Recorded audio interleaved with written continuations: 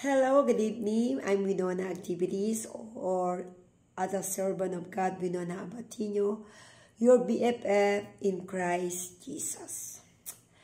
Ang grace ay napakahalaga at ito ay nanggaling sa ating Panginoong Yesus.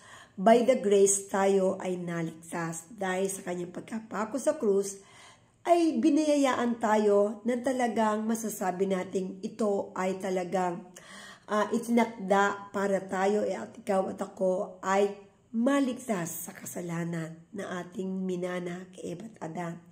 Kung mababasa nyo to sa Ephesians 2 verse 8 and 9. For it is by grace you have been saved through faith.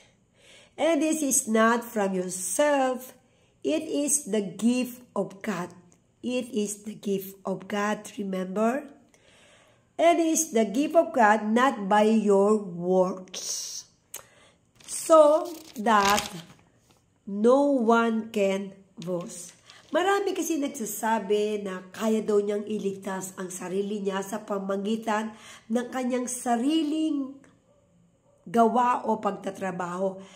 Minsan kung iisipin nyo, lalo na pag dumarating ang mahal na araw, ay para nilang iniinsulto ang ating Panginoong Yesus. Inuulit-ulit nila ang pagkapako at sila'y nagpipilitin siya. Dahil bakit nila ginagawa iyon?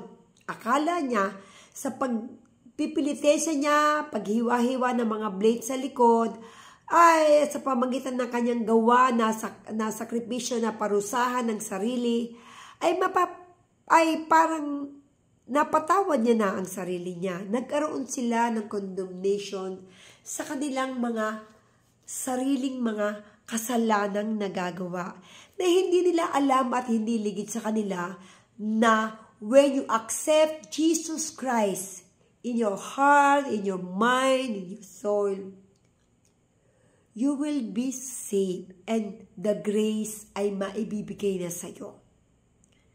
We must be born again. Kailangan ay ipanganak muli ang ating espiritu dahil tayo ay patay sa paningin ng ating Panginoong Yesus dahil sa ating kasalanan. Kailangan ikaw ay ipanganak muli ang iyong espiritu. Kung ikaw ay pinanganak ng iyong ina at ikaw ay sanggol at nailuwal na sa puwerta, maibabalik pa ba ang sanggol sa puwerta ng kanyang ina? Hindi. Ang ipinanganak sa laman ay sa laman. Ang ipinanganak sa espiritu ay sa espiritu. Kaya si Jesus Christ ay ibinaba niya ang banal na espiritu upang manahan sa puso mo at sa puso ko. Yun ang sinasabi na in spirit and truth.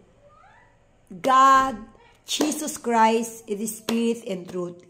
Hindi siya nakikita, ngunit nadarama ng iyong puso. Kaya nga when you pray, di ba?